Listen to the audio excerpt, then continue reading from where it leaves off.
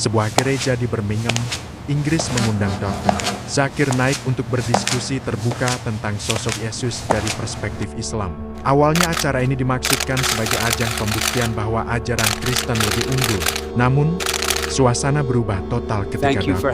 Zakir menjawab setiap pertanyaan dengan dalil dari Alkitab dan Al-Quran secara logis dan tenang. Di hadapan ribuan jemaat dan media, kebenaran mulai mencuat bukan melalui debat panas, tapi dari cahaya pengetahuan dan keikhlasan. Di akhir acara, ratusan orang menangis, bersujud, dan mengucap 2 kalimat syahadat. Apa yang sebenarnya terjadi? Langit Birmingham sore itu berwarna abu-abu keperakan.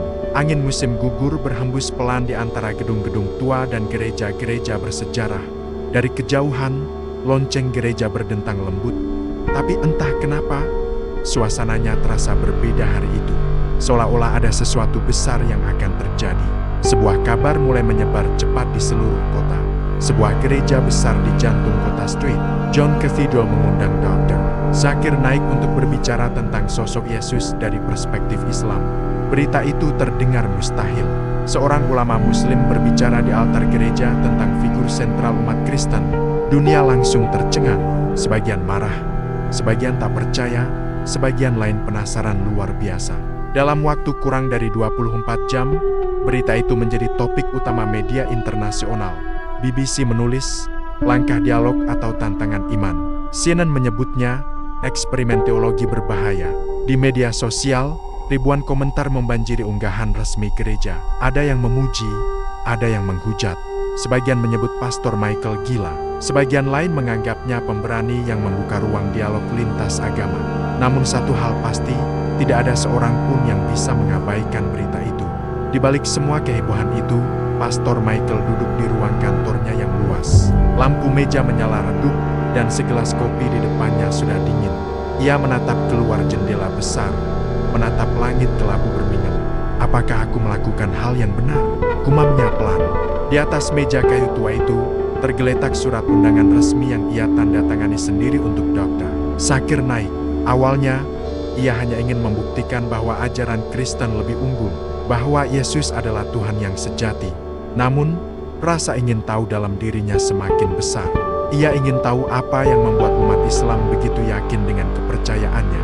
Apa yang membuat mereka begitu kokoh, bahkan ketika diuji. Hari acara pun tiba. Langit Birmingham masih kelabu, tapi halaman gereja penuh ribuan orang. Wartawan, jemaat, mahasiswa, bahkan warga biasa datang dari berbagai penjuru. Sebagian datang karena ingin belajar, sebagian lain ingin menyaksikan pertarungan iman. Ketika Dr. Zakir Naik melangkah masuk ke gereja, suasana langsung hening. Ia mengenakan jas abu-abu, membawa Al-Quran di tangan kiri dan Alkitab di tangan kanan. Langkahnya tenang, senyumnya ramah. Tak ada nada menantang di wajahnya, hanya ketenangan yang entah kenapa membuat banyak orang menunduk. Pastor Michael membuka acara dengan suara tegas. Hari ini kita akan membahas sosok Yesus Kristus. Kami ingin mendengar pandangan Islam tentang siapa sebenarnya Yesus. Dr. Zakir menatapnya dengan lembut, lalu menjawab dengan nada tenang. Dalam Islam, kami tidak pernah menolak Yesus, katanya. Kami justru menghormatinya sebagai Nabi Isa alaihi salam, utusan Allah yang mulia. Beberapa jemaat tampak terkejut. Mereka tidak menyangka seorang Muslim berbicara seindah itu tentang Yesus. Dr. Zakir kemudian membuka Alkitab dan membacakan ayat demi ayat.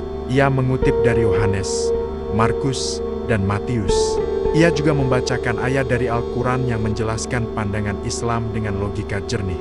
Setiap kali Pastor Michael melempar pertanyaan, Dr. Zakir menjawabnya tanpa emosi dengan dalil dan ketenangan. Suasana yang awalnya tegang perlahan berubah. Semua mata fokus, semua hati seperti sedang mendengarkan dengan jujur. Beberapa jemaat tampak terharu. Ada yang meneteskan air mata tanpa tahu sebabnya. Di akhir acara, sesuatu yang tak terduga terjadi. Beberapa jemaat mulai menangis keras. Seorang wanita di barisan depan menutup wajahnya dan berlutut. Lalu satu demi satu orang mulai berdiri. Sebagian menunduk, sebagian bersujud. Tangis memenuhi ruangan gereja besar itu. Dr.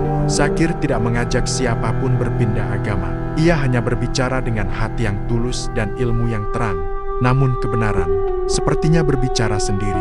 Sore itu, ratusan orang mengucapkan 2 kalimat syahadat. Suara tangis dan takbir bercampur menjadi satu. Pastor Michael berdiri di altar, menatap pemandangan itu. Matanya berkaca-kaca. Ia tidak tahu harus bahagia, terkejut, atau bingung. Yang ia tahu, hari itu sesuatu berubah selamanya. Bukan hanya di gereja itu, tapi di dalam hatinya sendiri. Bab 2, getar di dalam iman malam itu, bermingem tenggelam dalam sunyi. Hujan tipis masih turun, membasahi jalanan berbatu di sekitar gereja St. John Cathedral. Lampu-lampu jalan memantul di genangan air, menciptakan bayangan seperti bintang yang jatuh ke bumi. Di dalam gereja yang sepi, Pastor Michael duduk sendirian di bangku altar. Gema langkah jemaat terakhir baru saja menghilang. Hanya suara hujan dan jam dinding yang berdetak pelan menemani. Tangannya gemetar pelan di atas lutut.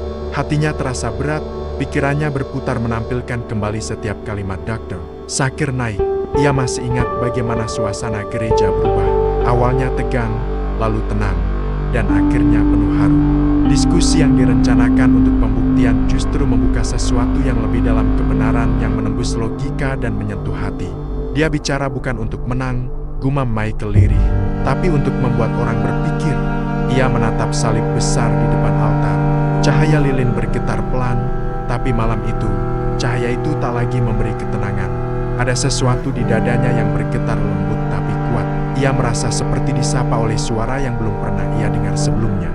Pikirannya melayang ke masa lalu, saat pertama kali ia ditahbiskan menjadi pendeta muda. Ia berdiri di depan jemaat dengan keyakinan penuh. Yesus adalah jalan, kebenaran, dan hidup, katanya waktu itu. Namun kini, kalimat itu bergema dengan nada yang berbeda di telinganya. Ia bertanya pada dirinya sendiri, apakah aku benar-benar mengerti makna kalimat itu, atau hanya mengulang apa yang dulu diajarkan kepadaku? Michael menatap jendela besar. Tetes hujan membentuk garis panjang di kaca, seperti air mata langit yang jatuh perlahan. Ia menarik napas dalam dan menutup matanya. Bayangan Dr. Zakir muncul lagi, senyum tenangnya dan suara lembutnya. Ia mengingat saat Dr. Zakir berkata, tidak ada satu ayat pun di seluruh Alkitab di mana Yesus sendiri berkata, "Aku adalah Tuhan, sembahlah aku." Michael diam. Ia ingin membantah, tapi tak bisa. Ia tahu isi kitabnya, dan ia tak menemukan ayat seperti itu. Malam semakin larut, gereja terasa dingin. Michael berjalan ke ruang pribadinya, menyalakan laptopnya, lalu mulai mencari. Di layar, ia mengetik, Zakir Naik Jesus in Islam. Ratusan video muncul, dan ia menonton satu persatu dengan hati terbuka. Tentang makna anak Tuhan, tentang Nabi Isa, dan tentang tauhid keesaan Tuhan yang murni tanpa sekutu. Semakin lama ia menonton, semakin kuat getaran di dadanya. Ia berhenti, menatap layar, lalu menunduk dengan mata basah.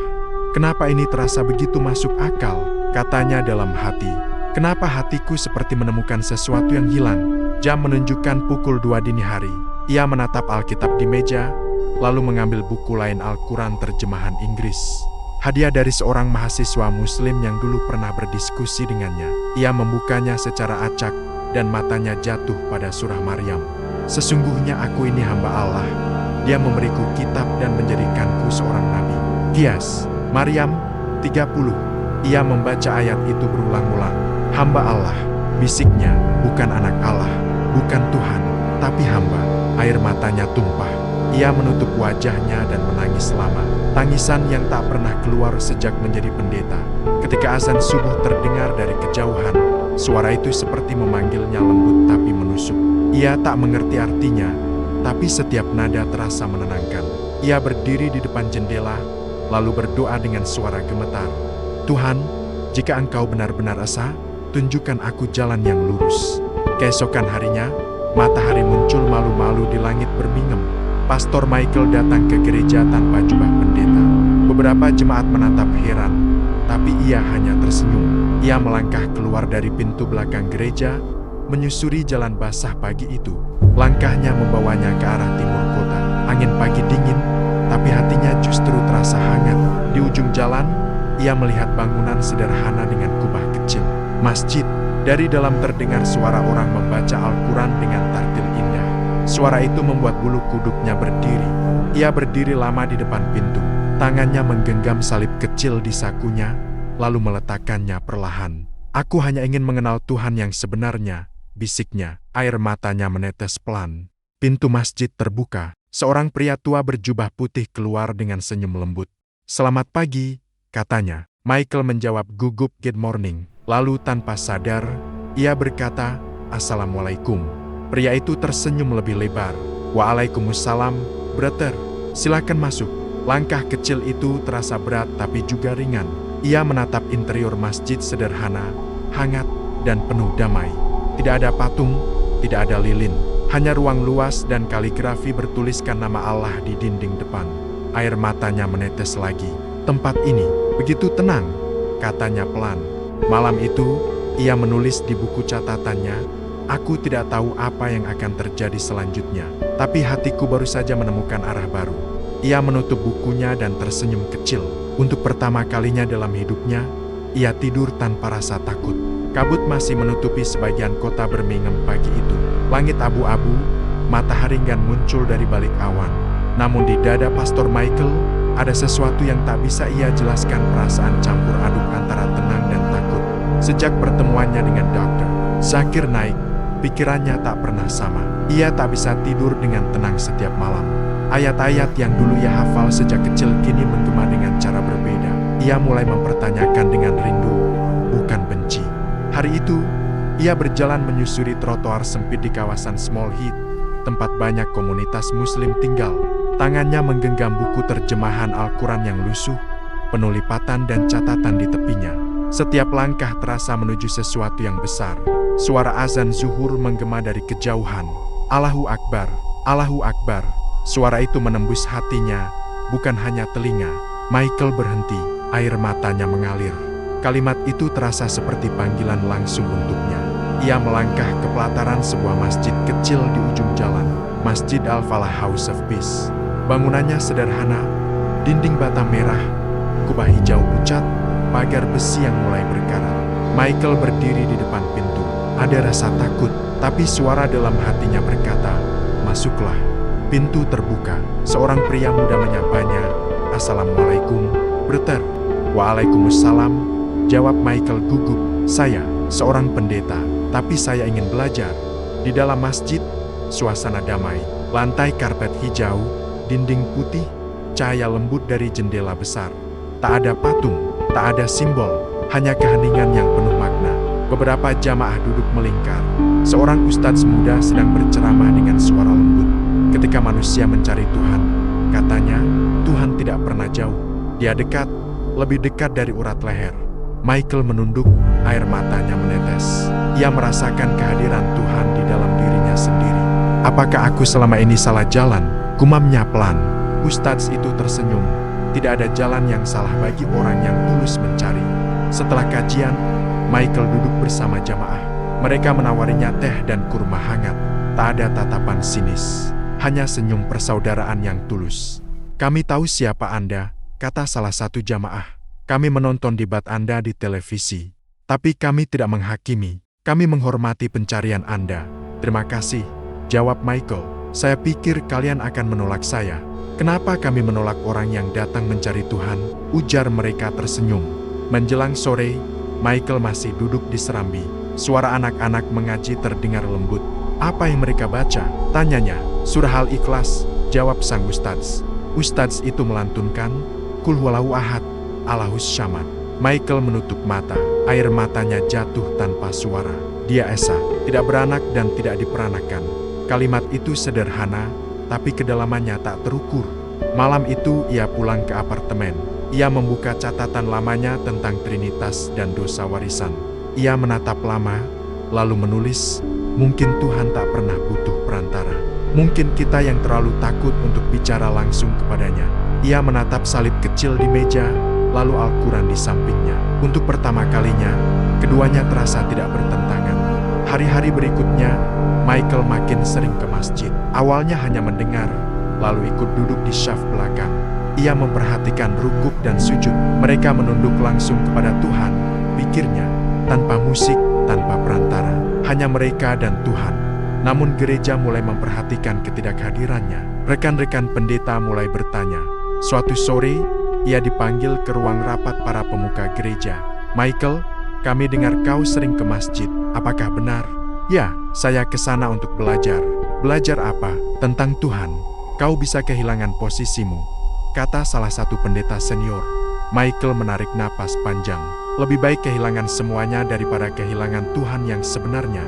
Ruangan sunyi, ia menatap salib di meja, lalu berkata, aku ingin mengenal Tuhan apa adanya. Malam itu, ia kembali ke masjid. Udara dingin, tapi langkahnya ringan. Ustadz muda menyambutnya, kau terlihat berbeda malam ini. Aku tak ingin menunda lagi, jawab Michael. Apakah hatimu sudah siap menerima apapun yang Tuhan tunjukkan? Sudah, aku hanya ingin mengenalnya.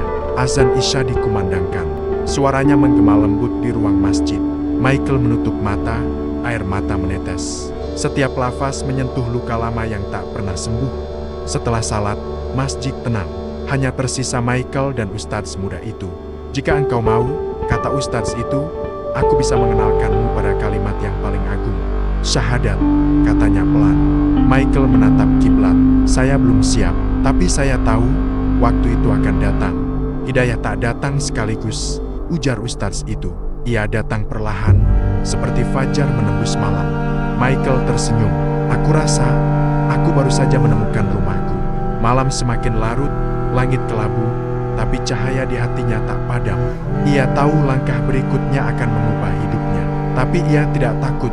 Untuk pertama kalinya, ia tahu kemana arah yang benar. Langit bermingem sore itu berwarna keemasan. Awan berarak pelan, seperti saksi dari sesuatu besar yang akan terjadi.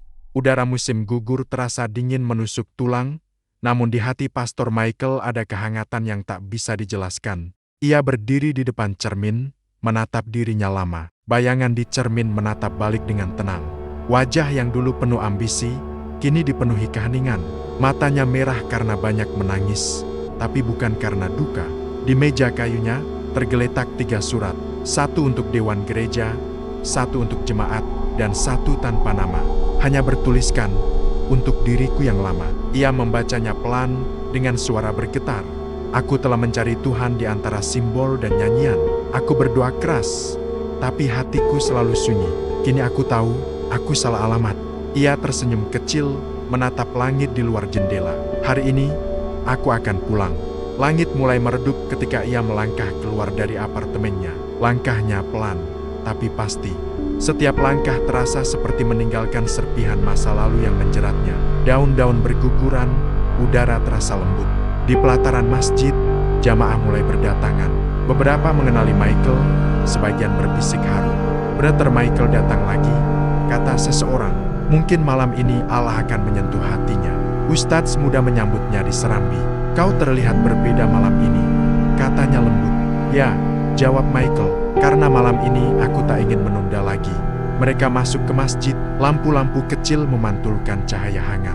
Suasana hening, hanya napas dan tasbih.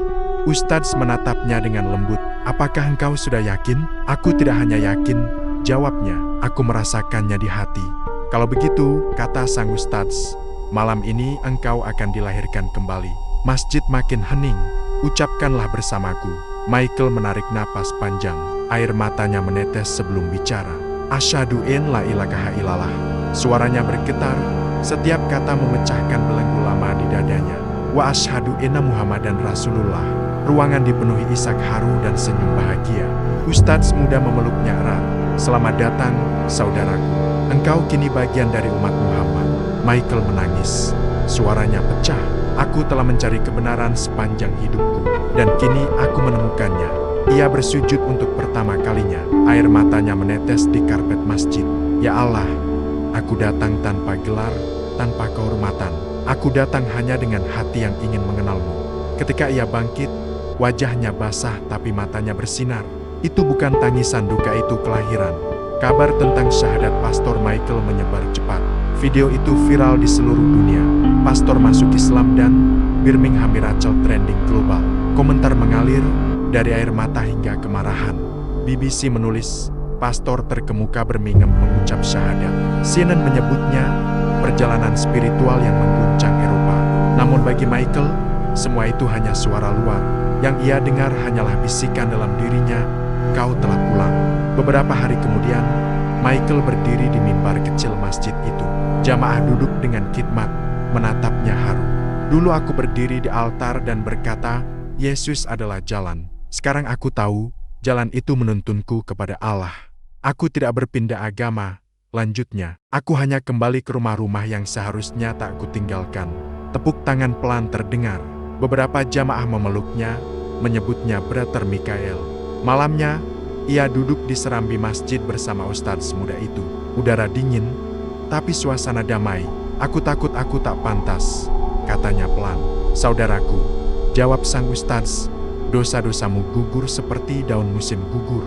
Michael menatap langit, tersenyum. Maka biarlah daun itu jatuh semua malam ini. Namun tidak semua menyambut kabar itu bahagia. Sebagian pemuka gereja mengecam keras. Ada surat marah yang dikirim padanya.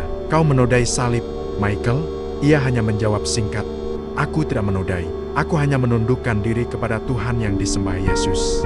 Hari-hari berikutnya, ia hidup sederhana tapi penuh makna. Belajar Al-Quran dan membantu sesama. Aku dulu banyak berbicara di mimbar, tapi tak pernah mendengar, katanya. Sekarang aku belajar untuk diam, agar bisa mendengar Tuhan. Suatu malam setelah Isya, ia berdoa dalam keheningan. Ya Allah, maafkan aku atas kesombongan masa lalu. Jika aku menyesatkan orang, tunjukkan mereka jalanmu, dan jadikan aku saksi bahwa Engkau adalah satu-satunya Tuhan. Malam itu langit bermingam berkilau lembut. Seorang mantan pendeta berbisik pelan, La ilaha illallah. Keheningan malam menjadi saksi. Cahaya itu kini benar-benar menyinari hatinya. Hujan di Birmingham berhenti sore itu. Langit yang sejak pagi kelabu mulai menyingkapkan cahaya keemasan dari balik awan. Dari menara gereja Street, Cathedral, lonceng berdentang pelan seolah memberi tanda bahwa sesuatu yang besar baru saja terjadi. Di dalam gereja, suasana masih hening. Kursi-kursi yang tadi penuh oleh ribuan jemaat kini hanya tersisa beberapa orang yang masih duduk terpaku.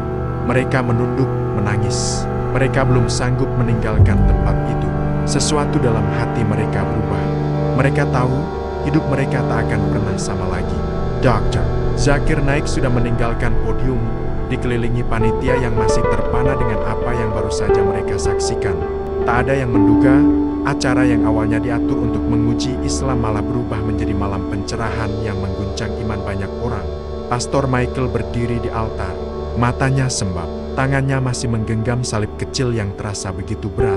Ia menatap lambang salib itu lama sebelum akhirnya berkata pelan, Tuhan, siapa Engkau sebenarnya? Suara itu pecah di keheningan gereja. Beberapa jemaat menatapnya, terkejut, tapi Pastor Michael tidak peduli. Ia menatap ke arah jendela besar gereja, di mana cahaya sore menembus kaca berwarna, membentuk bias cahaya menyerupai kaligrafi. Tidak jelas bentuknya, tapi hatinya menangkap sesuatu. La ilaha illallah. Ia tersentak, air matanya jatuh deras. Kenangan tentang setiap perdebatan dengan Dr. Zakir kembali. Setiap argumen yang ia coba patahkan kini terdengar jelas di pikirannya. Tapi tak ada satupun yang bisa menolak logika malam itu. Semuanya bersumber dari Alkitab dan Al-Quran, dua kitab yang selama ini ia anggap bertentangan. Ia berlutut di hadapan ribuan mata yang menatap heran.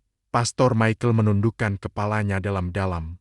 Ya Tuhan, bisiknya, jika Engkau memang satu, tunjukkan kebenaran-Mu. Dan entah dari mana, hatinya mendengar jawaban itu. Tenang, jelas, bukan suara keras, tapi terasa di dalam dada. Kebenaran telah datang, dan yang batil pasti lenyap. Ia menggigil, suara itu tak seperti apapun yang pernah ia dengar. Lalu ia menangis, lama sekali. Satu persatu jemaat di belakangnya ikut menangis. Entah karena haru, entah karena mereka juga merasakan hal yang sama. Sampai akhirnya, dengan suara bergetar, Pastor Michael bangkit dan memegang mikrofon. Saudara-saudaraku, ucapnya lirih. Hari ini aku menemukan sesuatu yang selama ini kucari seumur hidupku. Bukan kemenangan, bukan debat, tapi kedamaian. Ia menatap ke arah Dr. Zakir yang masih berada di barisan depan. Dan kedamaian itu ada pada kalimat yang baru saja diajarkan. Semua mata tertuju padanya. Suasana menegang. Beberapa jemaat mulai terisak lagi. Lalu, dengan suara tegas namun lembut, Pastor Michael mengucapkan, Asyhadu an la ilaha illallah, wa asyhadu anna Muhammadan Rasulullah. Hening, hanya terdengar isak tangis dari setiap sudut gereja. Beberapa jemaat spontan maju, menunduk, dan mengikuti ucapannya. Ratusan suara bersatu di tengah cahaya senja. Pemandangan itu tak pernah disangka siapapun. Hari itu, bukan hanya satu orang yang menemukan cahaya, tapi satu gereja, dan mungkin satu kota. Malamnya, berita itu meledak di seluruh dunia. Judul-judul besar muncul di layar. Pastor Birmingham bersyahadat di depan ribuan jemaat. Satu gereja masuk Islam, dunia terdiam. CNN, BBC, bahkan media lokal Inggris menyiarkan tayangan ulang berkali-kali. Beberapa pihak menolak percaya, beberapa mencoba membantah, tapi rekaman live stream dari gereja itu tak bisa disangkal.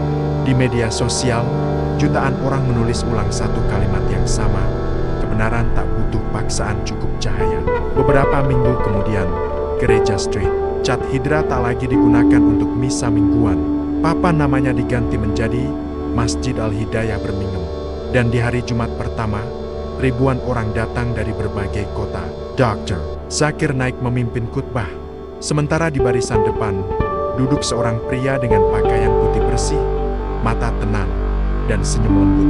Michael bin Abdullah nama barunya. Saat azan berkumandang, ia menunduk, menitikkan air mata. Suara muadzin itu baginya bukan panggilan ke masjid, tapi panggilan dari langit, panggilan yang akhirnya menjawab pencarian panjang seorang hamba yang ingin mengenal Tuhannya. Kebenaran tidak butuh diteriakan, ia hanya perlu didengar dengan hati yang terbuka. Dan hari itu, langit Birmingham menjadi saksi bahwa cahaya bisa turun, bahkan di tempat yang tak disangka. Hari-hari setelah peristiwa itu menjadi minggu paling sibuk dalam sejarah modern agama di Inggris. Berita tentang gereja yang berubah menjadi masjid menyebar lebih cepat daripada badai. Bukan hanya di Birmingham, bukan hanya di Inggris, tapi ke seluruh dunia. Media-media besar menayangkannya tanpa henti. Klip pendek tentang Pastor Michael yang bersyahadat di hadapan ribuan jemaat menjadi viral di setiap platform. TikTok, Instagram, Facebook, ke-10 semuanya dibanjiri cuplikan penuh air mata dan keharuan. Hashtag Birmingham Miracle menjadi trending global dalam 24 jam. Banyak yang tak percaya, banyak pula yang menangis melihatnya. Di Indonesia, ribuan orang menonton siaran ulang itu lewat YouTube dan berkata, "Masya Allah, ini bukan sekadar debat, ini hidayah yang nyata." Sementara di Timur Tengah, para ulama dan cendekiawan memuji keberanian Michael. Allah memberi petunjuk kepada siapa yang Dia kehendaki, kata salah satu mufti di Dubai TV. Namun di sisi lain, sebagian media barat justru berusaha memutarbalikkan kisahnya. Ada yang menyebut Michael terhipnotis, ada yang menuduh Dr. Zakir menggunakan strategi psikologis. Tapi mereka lupa semua itu terjadi di tempat terbuka, disiarkan langsung, tanpa edit, tanpa paksaan.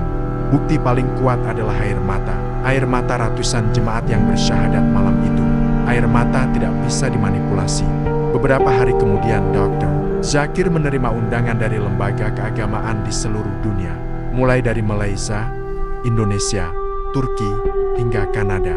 Mereka ingin tahu apa yang sebenarnya ia katakan malam itu. Dalam wawancara di Al Jazeera, beliau tersenyum dan berkata, "Saya tidak melakukan apa-apa, saya hanya membaca apa yang sudah tertulis di dalam kitab mereka sendiri." Jawaban itu membuat banyak orang merenung. Kebenaran, ternyata, tidak butuh pertarungan, cukup disampaikan dengan jujur. Sementara itu, Michael bin Abdullah menjalani hari-hari barunya dengan tenang. Ia tinggal di apartemen kecil di pinggiran kota Birmingham, jauh dari sorotan kamera. Ia tidak lagi memakai jas hitam pendeta, tapi jubah putih sederhana. Setiap pagi, ia berjalan ke Masjid Al-Hidayah. Di sana, ia belajar membaca Al-Quran dari seorang imam muda asal Mesir.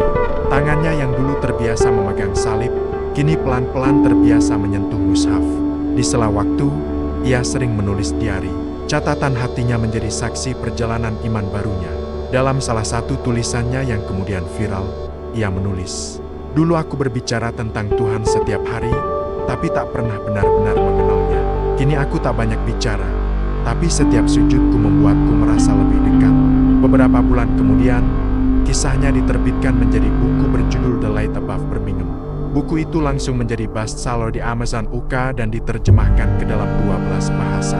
Isi bukunya bukan propaganda, hanya catatan jujur tentang perjalanan hati. Dalam wawancara pertamanya setelah memeluk Islam, Michael berkata, "Aku tidak berpindah agama karena kalah dalam debat. Aku Aku berpindah karena akhirnya aku mendengar suara yang paling jujur di dalam diriku. Kalimat itu membuat ribuan orang menitikkan air mata. Di Birmingham, Masjid Al-Hidayah semakin ramai. Bukan hanya warga Muslim, tapi juga orang-orang non-Muslim yang datang sekadar ingin tahu.